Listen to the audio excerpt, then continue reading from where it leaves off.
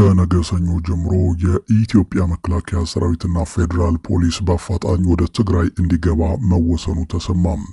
ለመሆኑ ብልጽግና በፍጥነት ይህንን ውሳኔ የወሰነው ለምን ይሆን? ዝርዝር መረጃውን ደርሶናል የምናቀርብላችሁ ይሆናል። በሌላ በኩል የአማራ ክልል አመራር ግልብጥብጡ ወጥቷል። የተሾሙት ከኃላፊነት ሲባረሩ፣ ያልተጠበቁት ደግሞ ሹመት አግኝተው ስልጣን ጨብጠዋል። አዳዲስ ነገሮችም ክልሉ ላይ እየተሰሙ ነው። ዝርዝር መረጃውን ከኛ ጋር ከቆያችሁ የምትሰሙት ይሆናል። ሰላም ጤና ይስጥልን። በመላው የዓለም ክፍል ሆናችሁ ዝግጅታችንን የምትከታተሉ ክቡራትና ክቡራን የስ ሚዲያ ቤተሰቦች እንደምንቆያችሁ፣ እነሆ ከተለያዩ ታማኝ መረጃ ምንጮች የደረሱንን አዳዲስ መረጃዎች ይዘን ቀርበናል። ለቻናላችን አዲስ የሆናችሁ ካላችሁ ሰብስክራይብ አድርጉ፣ ቪዲዮውንም ላይክና ሼር በማድረግ እንድትጀምሩ በትህትና እንጠይቃለን። በቀጥታ ወደ መረጃዎቹ አለፈን። እስከ መጨረሻው ተከታተሉን። በቅድሚያም ከነገ ሰኞ ጀምሮ የኢትዮጵያ መከላከያ ሰራዊትና ፌዴራል ፖሊስ ወደ ትግራይ ክልል ከተሞች እንደሚገባ የወጡ መረጃዎች አመልክተዋል። የፌዴራል መንግስቱ ለዚህ ውሳኔ የደረሰው ከትናንቱ በጀነራል ታደሰ ወረደና በአብይ አህመድ መካከል ውይይት ከተደረገ እና ስምምነት ላይ ከደረሱ በኋላ እንደሆነ ያገኘነው መረጃ ያመለክታል። የትግራይን ህዝብ ከሻቢያና ከሻቢያ ተላላኪ ሽብር ፈጣሪ ቡድኖች ለመከላከል በሚል የፌዴራል ፖሊስና የኢትዮጵያ መከላከያ ሰራዊት በዋና ከተማዋ መቀሌ፣ አዲግራት፣ አድዋና ሽሬ ስምሪት እንደሚወስዱና በሙሉ ኃይልም ትግራይን የመክበብ አዝማሚያ እንዳለ መረጃዎች አመልክተዋል።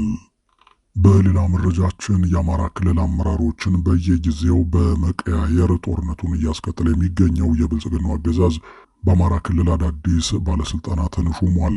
የአማራ ክልል ሰላምና ጸጥታ ቢሮ ኃላፊ የነበሩት ደሳለኝ ጣሰውን ጨምሮ 3 የክልሉ ጸጥታ መዋቅርን የሚመሩ የአገዛዙ ሹማምንት ከኃላፊነታቸው ተባረዋል። በተባረሩት ባለስልጣናትም ሌሎች መተካታቸውን ለማረጋገጥ ተችሏል። የአማራን ህዝብ አሁን ላለበት የህልውና አደጋ ከዳረጉትና ስቃዩንም እያራዘሙ ከነበሩት የአገዛዙ ሰዎች መካከል አንዱ በመሆን የክልሉን ሰላምና ጸጥታ ቢሮ ሲመሩ የነበሩት ደሳለኝ ጣሰው ከኃላፊነታቸው በአንዲት ደብዳቤ ተባረው በምትካቸው ምክትላቸው የነበሩት አቶ እሸቱ ኢየሱፍ መተካታቸው ታውቋል። በተመሳሳይ ኮሚሽነር ደስዬ ደጀን የተባረሩ ሲሆን በምትካቸውም የፌዴራል ፖሊስ ኮሚሽን ምክትል ኮሚሽነር የነበሩት ኮሚሽነር ዘላለም መንግስቴ የክልሉ ፖሊስ ኮሚሽን ኮሚሽነር ሆነው ተተክተዋል። የፌዴራል ፖሊስ ኮሚሽን ኮሚሽነር ደመላሽ ገብረ ሚካኤል ምክትል የነበሩት ኮሚሽነር ዘላለም በአማራ ክልል እየተካሄደ በሚገኘው ውጊያ የተነሳም በአዲስ አበባ በርካታ የአማራ ተወላጆችን ከፋኖ ጋር ግንኙነት አላችሁ በሚል በጅምላ ሲያስሩና በእስረኞቹም ላይ አሰቃቂ ግፍና መከራ ሲፈጽሙ እንደነበር ይታማሉ። እንዲሁም አቶ አስቻለው አላምሬ የክልሉ ሚሊሻ ጽሕፈት ቤት ኃላፊ ሆነው የተሾሙ ሲሆን ከዚህ ቀደም ኃላፊ በመሆን ሲሰሩ የነበሩት መባረራቸውን ነው ለሚዲያችን የደረሰው መረጃ ያረጋግጠው። የክልሉ አመራሮችን በየጊዜው በመቀያየር ጦርነትን እያስቀጠለ የሚገኘው ያገዛዙ ቡድን ከዚህ ቀደም በደንብ ያገለገሉትን አመራሮች አባሮ አዳዲስ አመራሮችን ነው የመደበው። ላለፉት 7 ዓመታት 6 ርዕሰ መስተዳድሮች የተቀየሩለት የአማራ ክልል የተረጋጋ አመራር እንዳይፈጠርና ክልሉ ሰላም እንዳይሆን ሆን ተብሎ እየተሰራ ያለ የአገዛዙ ሴራ ነው ሲሉ በርካቶች ሐሳባቸውን ሲሰጡ ይደመጣሉ። ክልሉንና በክልሉ እየተካሄደ የሚገኘውን ጦርነት በቀጥታ የሚመሩት የብልጽግና ተወካዮች የክልሉ አመራሮችን እንደ እንዝርት እያሾሩና በእያንዳንዱ የክልሉ እንቅስቃሴ እጃቸውን እያስገቡ የሚፈተፍቱ ቢሆንም ነገር ግን ይህም አልበቃ ብሏቸው የብአዴን አመራሮችን በይፋ ሲሰድቡ ይሰማሉ። ተሰድበውም ተላልከውም የሚያድሩት የብአዴን አመራሮች እነርሱ የዕለት ጥቅማቸው አይጉደል እንጂ ሚሊዮን የአማራ ህዝብ በአንድ ጀንበር ቢያልቅ ደንታ እንደሌላቸው አሳይተዋል ነው የተባለው። በሌላ መረጃችን ዶክተር አብይ አህመድ አሰብን በጉልበት ይጠቀልላል የሚል ስጋት እንዳለው በዓለም አቀፍ እንዲሁም በሀገራት መካከል ውጥረት ሲከሰት ሰፋ ያለ የቀውስ ጥናት ወይም ክራይስ ሪሰርች በማካሄድ የሚታወቀው ኢንተርናሽናል ክራይስ ግሩፕ የተባለው ግብረሰናይ ድርጅት ሰፋ ያለ ዘገባ አውጥቷል።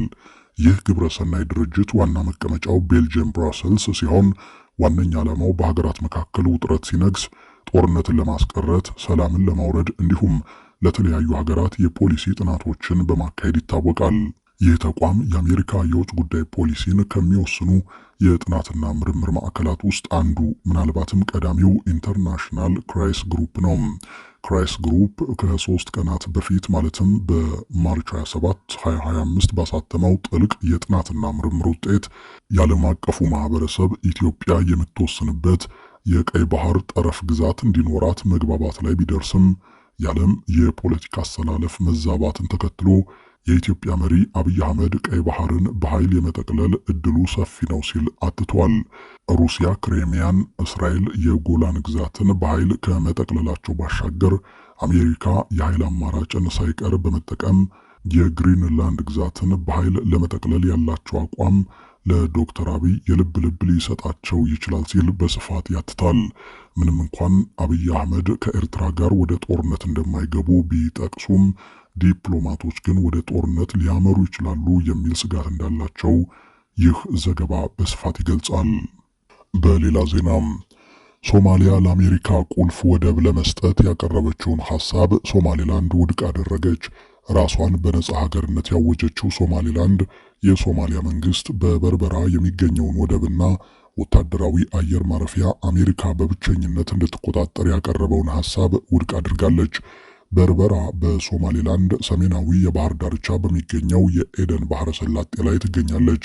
እንደ አውሮፓውያን አቆጣጠር በ1991 ሶማሊያ ወደ እርስ በርስ ጦርነት ስትገባ ነጻነቷን ያወጀችው ሶማሌላንድ ተቋሞቿ ሞቃዲሾ በችሮታ የምትሰጣቸው አለመሆናቸውን ገልጻለች። በሶማሊያው ፕሬዝዳንት ሐሰን ሼክ መሐመድ ለአሜሪካ አቻቸው ዶናልድ ትራምፕ መጋቢት 7 2017 ዓ.ም የተጻፈውና ሮይተርስ የተመለከተው ደብዳቤ አሜሪካ በብቸኝነት ልትቆጣጠራቸው የሚችሉ የጦር ሰፈሮችና የወደብ አማራጮችን ዘርዝሯል። እንደ ሮይተርስ ዘገባ ከሆነ ፕሬዝደንቱ አሜሪካ በብቸኝነት እንድትቆጣጠራቸው ያቀረቡላቸው ባሊ ዶግሉና በርበራን በጦር ሰፈርነት እንዲሁም የበርበራና ቦሳሶ ወደቦችን ነው።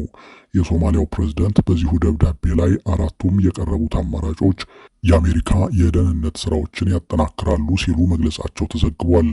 የሶማሌላንድ ውጭ ጉዳይ ሚኒስትር አብዲራህማን ዳኢር አዳን ተስፋ የቆረጠ አካል እርምጃ ነው ሲሉ ደብዳቤውን አጣጥለውታል። ትራምፕ ሁለተኛውን የስልጣን ዘመናቸውን ከመጀመራቸው በፊት በነበሩ ጭምጭምታዎች ሶማሌላንዳውያን አሜሪካ ለ34 ዓመታት ያህል በዲሞክራሲያዊ መንግስትነት ለቆየችው ሶማሌላንድ እውቅና በመስጠት በዓለም የመጀመሪያዋ ሀገር ትሆናለች የሚል ተስፋ ሰንቀው ነበር።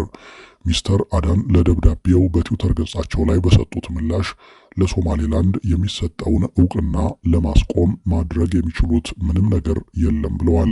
የአሜሪካ የቅርብ አጋር የሆነችው የተባበሩት አረብ ኤሚሬትስ ንብረት በሆነው ዲፒ ወርልድ የሚመራው የበርበራ ወደብ በቅርቡ ማስፋፊያ ተደርጎለታል። ሚኒስትሩ ለሮይተርስ እንደተናገሩት አሜሪካ ሞኝ አይደለችም፣ በርበራ ወደብን በሚመለከት ከማን ጋር መነጋገር እንዳለባት ታውቃለች ብለዋል። ሶማሊያ ከአልቃይዳና ሌሎች ታጣቂዎች ጋር በምታደርገው ውጊያ አሜሪካ መረጃ በመስጠትና የአየር ድብደባ በመፈጸም ትልቅ ሚና ትጫወታለች።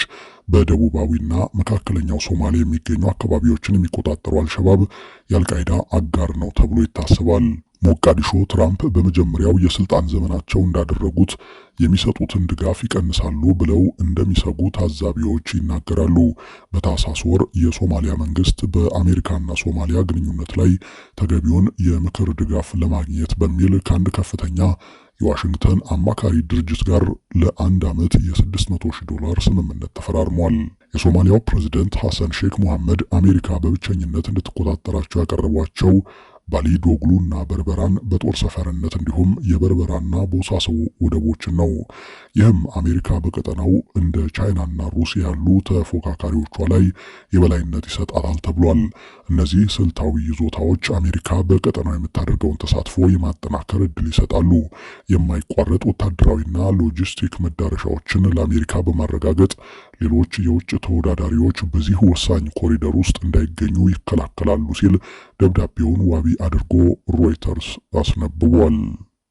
የተወደዳችሁ አድማጭ ተመልካቾቻችን ከኢትዮስ ሚዲያ ለዚህ ሰዓት ያዝናቸው አዳዲስ መረጃዎች እነዚህ ነበሩ። ከቆይታ በኋላ በሌሎች መረጃዎች ድጋሜ እንገናኛለን። እስከዛው በያላችሁበት ሰላም ጊዜ ተመኘን።